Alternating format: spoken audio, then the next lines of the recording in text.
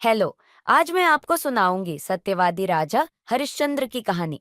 प्राचीन समय की बात है। अयोध्या में राजा हरिश्चंद्र नाम के एक राजा शासन करते थे।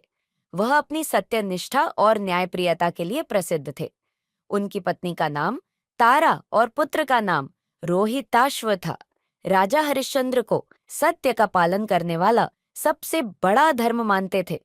एक दिन राजा हरिश्चंद्र ने स्वप्न में देखा कि ऋषि विश्वामित्र उन्हें एक यज्ञ के लिए अपने सब कुछ दान करने का आदेश दे रहे हैं।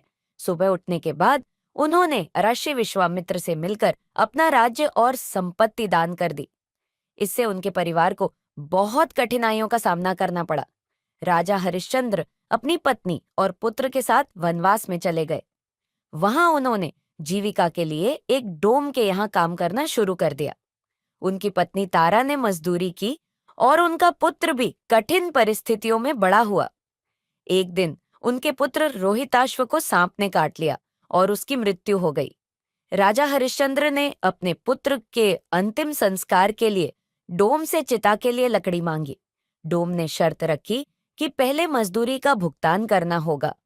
राजा और उनकी पत्नी ने अपनी अंतिम वस्त्रों तक को दान कर दिया, लेकिन सत्य का मार्ग नहीं छोड़ा।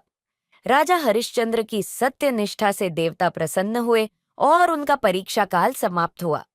देवताओं ने उनके पुत्र को जीवित कर दिया और उन्हें फिर से उनका राज्य और सम्मान लौटा दिया। तो हमें इस कहानी से यह शिक्षा मिलती है कि सत्य और धर्म का पालन हमेशा कठिन हो सकता है, लेकिन अंत में यह सच्चे सम्मान और सफलता का मार्ग दिखाता है।